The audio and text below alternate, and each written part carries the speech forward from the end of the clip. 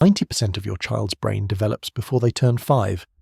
The neural connections forming right now in those first 2 years of life will shape how they think, feel, and process the world for the rest of their lives. And right now, babies under 2 are spending an average of over an hour a day staring at screens. Some are getting 3 hours or more before they can even walk.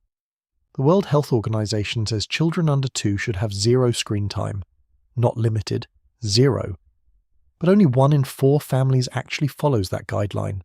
So what happens to a baby's brain when it's flooded with screen stimulation during the most critical window of development it will ever have? Researchers just spent over a decade tracking that exact question, and the results are not what anyone expected. For years, parents were told that screens could be a tool, that the right app could teach your baby colours, shapes, numbers, that educational programming was a net positive, especially if it gave an exhausted parent 20 minutes to cook dinner without a meltdown. And honestly, it made sense. If adults learn from screens, why wouldn't babies?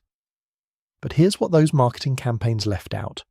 A baby's brain doesn't process screen content the way an adult brain does. Not even close.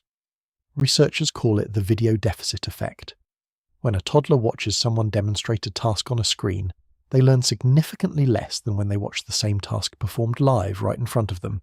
The screen strips away the social cues, the back and forth interaction, the eye contact that a developing brain actually needs to encode new information. So that educational app your baby is swiping through, their brain isn't learning from it the way you think it is, but it is being changed by it. And those changes don't show up right away. They show up years later. In one of the largest studies ever conducted on this topic, the National Institutes of Health spent $300 million scanning the brains of over 11,000 children as part of the Adolescent Brain Cognitive Development Study. The first wave of brain scans came from 4,509 and 10-year-olds, and the results caught researchers off guard. Children who spent more than 7 hours a day on screens showed premature thinning of the cerebral cortex. That's the outermost layer of the brain, the part responsible for critical thinking, reasoning, and processing information from all 5 senses. Now, cortical thinning is a normal part of brain development. It's supposed to happen, but it's supposed to happen later, as the brain matures in adolescence. In these kids, it was happening years ahead of schedule, and kids who spent more than 2 hours a day on screens scored lower on language and thinking tests. Not dramatically lower, but consistently lower, across thousands of children. But that was just the beginning, because another research team was about to publish something even more unsettling. In December 2025, a team from the National University of Singapore published a study that had been over a decade in the making. They followed 168 children from infancy, all the way through their teenage years, conducting brain scans at ages 4.5, 6, and 7.5. This wasn't a single snapshot. This was longitudinal tracking, watching how each child's brain networks actually developed over time.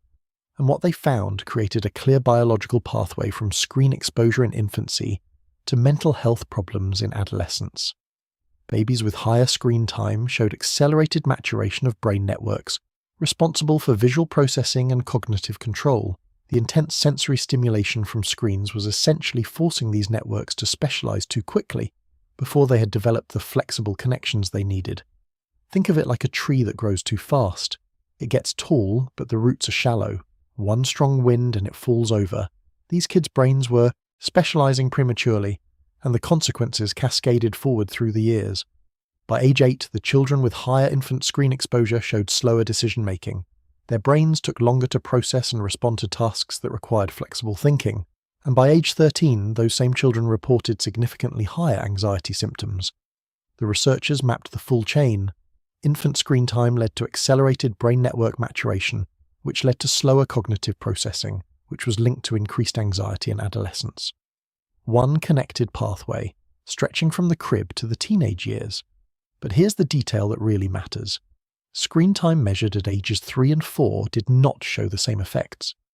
The damage was specific to infancy. That first 2-year window, when the brain is growing faster than it ever will again, when brain volume literally doubles in the first year of life. That window isn't just important, it's irreplaceable, and it's not just the cortex. A study published in JAMA Pediatrics found that children who exceeded recommended screen time had underdeveloped white matter throughout their brains. White matter is the brain's wiring. It connects different regions and allows them to communicate with each other. It's essential for language development, reading ability, and processing speed. When white matter is underdeveloped, the brain's processing speed slows down. Language connections form more weakly. Literacy skills develop more slowly. And a separate study found that children's brains respond completely differently to live book reading versus the same content delivered through a screen. During live reading, a specific region called the right temporal parietal junction lit up, the area responsible for understanding other people's emotions, intentions, and shared attention. During screen exposure, that region stayed quiet. The social processing circuitry simply wasn't being engaged, so it's not just about what content babies are watching, it's about what their brains are not doing while they watch. Now, before this starts sounding like a lecture, let's be honest about something. Parents aren't handing babies screens because they don't care. They're doing it because they're exhausted, overwhelmed, and trying to survive. 49% of parents in a recent survey said they rely on screen time every single day to manage parenting responsibilities. 1 in 4 said they've used screens because they literally couldn't afford childcare. And 28% admitted to giving into screen time multiple times a week just to avoid a tantrum. 54% of parents said they've felt their child is already addicted to screens, and 60% report feeling guilty about how much screen time their kids get. This isn't a failure of parenting. This is a failure of the systems around parents. But knowing that doesn't change what the research shows about what's happening inside those developing brains. So what actually helps? The same Singapore research team that mapped the screen-to-anxiety pathway found something else, something that actually offers hope: parent-child reading. Among children whose parents read to them frequently at age 3, the link between infant screen time and altered brain development was significantly weakened, not eliminated, but weakened in a measurable, meaningful way. The researchers believe shared reading provides exactly what screens take away: back-and-forth engagement. Language exposure delivered through a real human voice, emotional connection, eye contact, the experience of shared attention between two people. It's not a perfect fix. The research is clear that the first 2 years matter enormously, and that zero screen time during infancy is the safest recommendation according to the World Health Organization. But for parents who've already given their baby screen time, or parents who feel like they have no choice, reading together might be one of the strongest countermeasures available. Here's what we know right now. A baby's brain doubles in volume in the first year of life.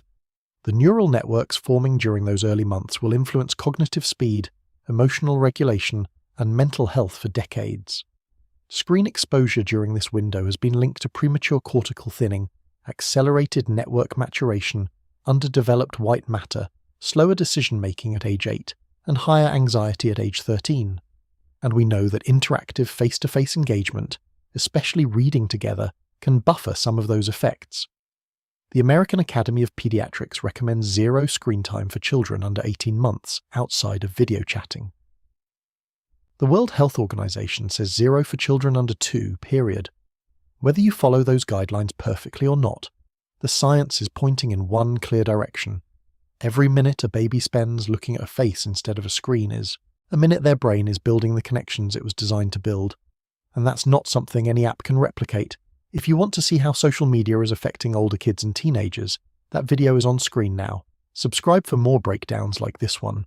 I cover the science behind the stuff that actually affects your life every single week. I'll see you in the next one.